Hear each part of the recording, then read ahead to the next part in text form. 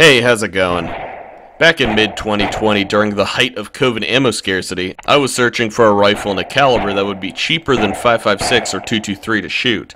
At this point in time, 5.56 and 2.23 were about $1 a round for cheap range ammo, and 9mm was at about 60 cents a round. But you know what was cheaper? 5.45 by 39. Introduced in 1974 along with the AK74, the 5.45 cartridge was Russia's attempt to modernize their cartridge choice to be more in line with Western nations fielding the 5.56 by 45. It's a solid cartridge. 5.45 by 39 at the time was around 40 cents to 50 cents a round, and I found a really good deal on a lightly used Waffenwerks AK74. To my knowledge, this rifle was built off of a Bulgarian parts kit and only had about 150 rounds on it at the time I purchased it. I spent about $1,300 on it, but it came with an optics rail, 20 fucking magazines, and some ammunition. Subtract the cost of all the extra stuff included, and I paid about $900 for a lightly used Bulgarian kit built AK74. That is a really good deal. I am by no means an expert on AKs, but after a basic inspection, all the rivets looked good and the build looked solid, so I took the plunge. I then bought about 1,000 or so rounds of 7.6, a military loading of 5.45, and shot this gun quite a bit. But then, about a year later in 2021, the Russian ammo ban came through and thoroughly fucked the prices of the cheap at the time 5.45 and even the 7.62 by 39 prices. So, I haven't shot it as much recently because the prices of 5.45 today is pretty rough. Around 80 cents a round last I checked for Red Army Standard steel-cased FMJ. I would like to have had 2,500 rounds on it for this review, but PSA hasn't started producing 5.45 yet, so I don't think I'm going to get to 2,500 rounds for a while. At the time of filming, we are at just over 1,700 rounds. As stated, this is a Bulgarian kit-built AK-74 by Waffenwerks, aka DDI. At least to my knowledge, it is a Bulgarian kit-built, but with a US-made receiver. This is an AK-74, not an AK-74M, which has a folding stock. It came with plum furniture, which I really like because purple. With a factory muzzle brake slash muzzle booster slash compensator muzzle device thing, it barely recoils at all, and overall this thing is a joy to shoot. Using a suppressor reduces recoil about the same amount as the factory muzzle device. Coming from mostly shooting ARs, this thing is weird and different, but in the best way possible. I had shot my dad's Arsenal AK quite a bit, but this 74 is the first time I really put time into getting proficient with the AK platform. Running an AK is a much more involved activity compared to an AR. From rocking the magazines in, to reaching under the receiver to rack the charging handle, it's overall so much fun to learn how to use proficiently. That being said, the AR platform is objectively superior ergonomically, but I would not complain if I was dropped into Ukraine and issued an AK-74 to use. AKs are a totally different animal than ARs. Instead of the parts being threaded together and fitted with roll pins, AKs are press-fit and riveted together. I can completely disassemble and reassemble an AR with hand tools in my bedroom, but for an AK, you need some serious machinery. For this reason, I'm much more concerned about build quality on an AK rifle I buy over an AR. I can fix any assembly issues on an AR myself. To my inexperienced eye, this rifle seems built well, and the wear patterns don't look abnormal. This lug here looks worn a normal amount, the carrier tail looks dented a normal amount, and overall nothing looks too bad. If I'm missing something, let me know in the comments. The only assembly issue with this gun is that the front iron sight is completely fucked. It's not super noticeable to the eye, but it's off enough that it is genuinely impossible to zero the irons. Even adjusted as far as possible, the irons hit about a foot off at 50 yards. So, I've been using a red dot. I could have also gotten an RPK rear sight, which has windage adjustable features, but I haven't gotten around to it. I also prefer red dots when possible anyways. When I bought the gun, it came with a Midwest Industries Gen 2 side rail mount, and I've used it with 2 red dots, both cheap and both shitty. I used a Bushnell TRS-25 for a while, until the mounting screw broke off. You can't replace the mount, and the screw is nearly impossible to find, so I said fuck that, and switched to a really old True Glow red dot my dad bought about a decade ago. Funnily enough, the True Glow holds 0 and hasn't broken unlike the Bushnell. In hindsight, I should have just spent $20 extra on a Sig Romeo MSR. The Midwest Industries side rail mount did break, however. Not sure what caused it, but I sent it into Midwest Industries, and they replaced it free of charge. Good customer service. There is an issue particularly when using a side rail mount though. That is optics height. Even with a low mounted red dot, I can only get a chin weld on the stock. This is also partially due to the factory AK-74 stock having quite a bit of drop in it to allow you to get low enough to see the iron sights. This drop in the stock also contributes to muzzle climb, which I'll go over later. Now on to reliability. Sorry, I watched too much Gun Thoughts. One nice thing about AKs is that they don't really need cleaning to continue running. ARs might be more resistant to mud getting into the action, but they still need periodic cleaning or lubing to keep running. This is mostly due to the tighter tolerances of the AR platform. AKs don't give a shit and can run without cleaning or lubing for many rounds, provided you keep it out of the mud. The reliability of the AK platform is often overstated though. You definitely don't need to clean it as much as an AR, but once you get shit inside the trunnion, you're going to have issues going into battery. I've never gone long without cleaning this particular rifle because I've been shooting mostly corrosive ammunition. It's a good idea to clean the corrosive salts out of the system, or you'll end up with a very rusty rifle. Unsuppressed, this gun fed flawlessly from steel-reinforced and non-steel reinforced Bulgarian polymer mags, Russian plum mags, Tapco mags, Magpul P mags, and none had issues except for a 40-round extended Tapco magazine, which isn't surprising. Tapco does not have a great reputation. However, when I suppressed it, it would frequently fail to feed from the Bulgarian polymer magazines. Both with and without the steel reinforcements, it would fail to feed. Retention reload.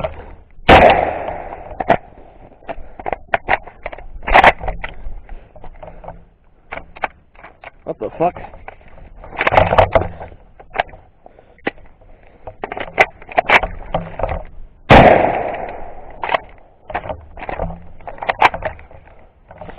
Double feed. Double feed.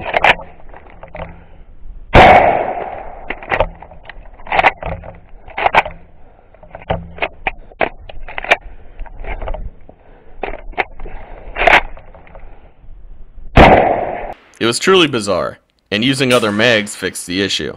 Speaking of suppressors though, using a Griffin Armament 24 by 1.5mm left-hand thread to 1/2 by 28 right-hand thread adapter, I used the Chemo muzzle brake that now lives on my 10.3 AR upper to mount my Sandman K suppressor.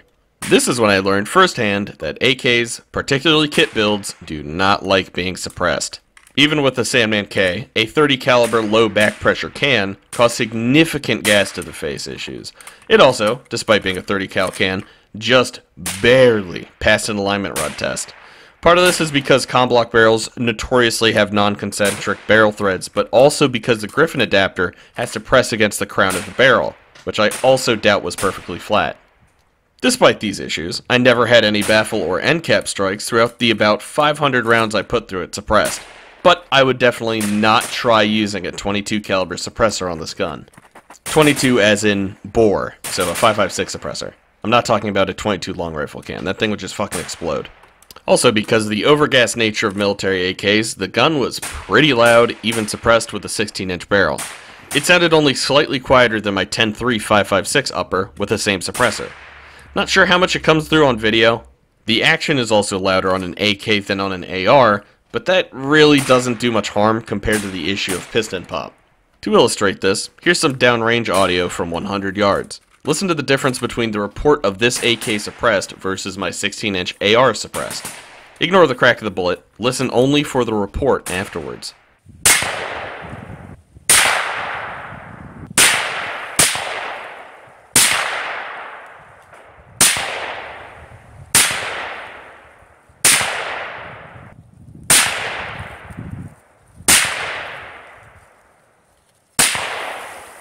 To my ears at least, the AR is definitely a bit quieter suppressed, despite the 5.56 being a higher pressure round than 5.45, and here's both unsuppressed.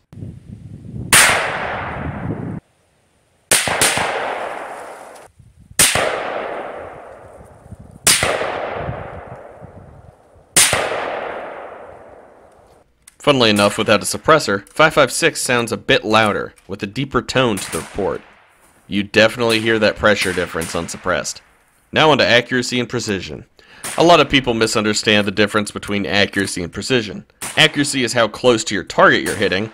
Accuracy is usually determined by your sights. Precision is how tight your group is. AKs, due to loose tolerances, the long stroke piston operating system, and other factors, generally are less precise than ARs, but not to the degree some people claim.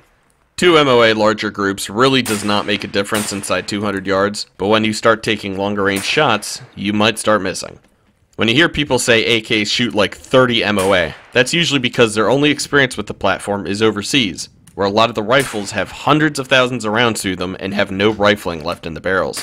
So, how precise is this particular rifle? Well, one thing to note about certain American-built rifles is some actually use 5.56 caliber bores with a 5.45 chamber. I got a few tool rods from McMaster-Carr to test suppressor alignment, and the 5.45 rod fits in the bore, but the 5.56 one does not. This confirms this is a true 5.45 caliber barrel. This also comes with a disclaimer that I suck at shooting for tight groups, and I used a shitty NC Star 3-9 scope on a UTG mount. Not a great optics setup, but better than the 5 MOA dot I had on here. The trigger is an ALG EKT, so that should help a bit. Also, have not cleaned this barrel in a hot minute. I shot groups using 3 types of ammo: Ukrainian-produced 53 grain 7N6, steel-cased Red Army Standard 60 grain FMJ, and some precious Hornady Black 60 grain VMAX.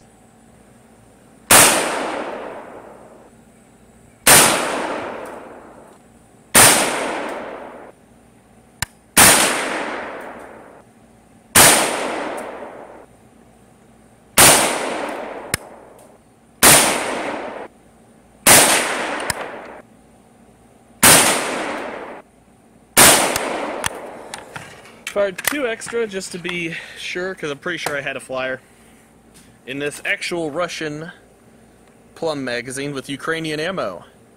Conflict of the century right there. Woo. We are heading to the right.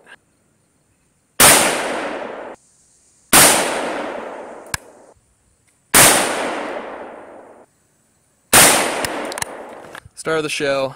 Some Hornady VMAX. Damn, that is flinging those fucking cases.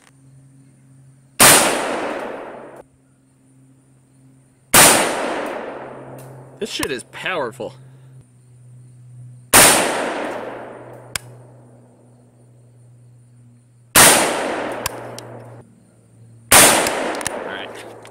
I shot 6-round groups and measured with and without the worst shot removed. The Red Army Standard measured 6.25 MOA, including the flyer, and 4.125 MOA with it removed. Ignore that shot up there, might or might not have completely thrown a shot and excluded it because it really was just my fault. The 7N6 got us 7.5 MOA with the flyer and 5 MOA without it. This isn't surprising for mass-produced military ammunition. The 7N6 projectile's design is also kind of weird, which might make it difficult for them to stabilize. They have a hollow cavity in the nose, so, you know, that throws off the balance a bit. The Hornady Black VMAX shot 4.5 MOA with or without the flyer removed. I think this is more representative of what this rifle can achieve. 4.5 MOA is acceptable combat accuracy, and especially with a doo-doo optic, doo-doo shooter, me, and a dirty barrel, I think this rifle grouped alright. Time to go over the iconic muzzle device on this rifle. It has aspects of a muzzle brake, compensator, and muzzle booster all in one. Fun fact, on this example at least, the 3 ports drilled into the top aren't aligned with the top. They are offset about 80 degrees to the right. Best I've been able to find out is that many shooters report that AKs tend to jump a bit to the right due to the distribution of mass on the bolt carrier group, so these ports are offset to compensate for that. Is this true? I don't know. Feel free to chime in the comments. I'm not a fan of brakes or comps on military rifles in most circumstances, but countries still using this device on their service rifles seem to like it. Brakes and comps tend to be concussing to your battle buddies, and also like to kick dust and dirt up while prone. Especially in dry environments, this can give away your position and obscure your vision, which is not ideal. When you are prone, taking shots at a threat, a brake likes to kick shit, like dust and shit up. Case in point, you see all that stuff getting kicked up? Now how about sideways?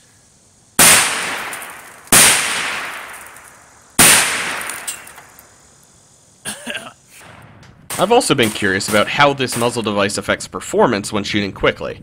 So, I ran some bill drills. Well, at least I was planning on it, but I kept shooting the clamps that were holding my paper targets, and there was such a huge difference in muzzle climb that I didn't even need to score anything to definitively say that this muzzle device is the main reason this rifle shoots so well.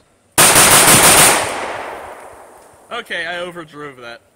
I overestimated the recoil.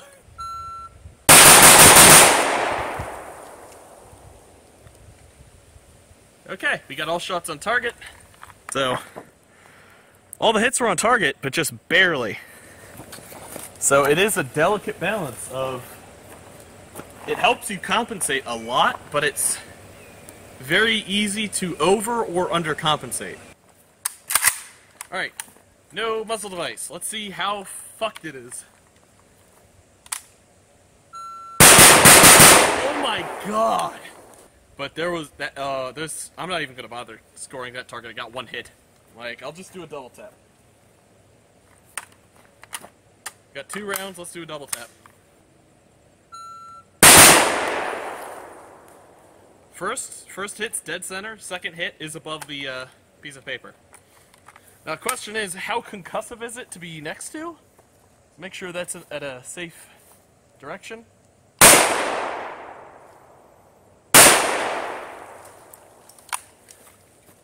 The answer is quite. The recoil reduction was noticeable, though not a huge difference, but the muzzle climb was a different story. The gun jumps about a foot upwards at 10 yards with just a single shot, even with me compensating with my grip. This is particularly due to the stock as well, as the drop puts it below the line of recoil, causing more climb. A different stock like the Magpul Zhukov would help with this, but with the factory stock, the muzzle device is really needed to keep the muzzle climb down. And finally, with all that talked about, let's go over the upgrades I've made to this rifle. It came with a Tapco G2 trigger, which is an alright trigger, but I wanted to upgrade to an ALG AKT-EL trigger. Installing it was an interesting experience, but not too difficult. The only issue is, this particular AKT-EL I got didn't come with the pin that interfaces with your safety selector.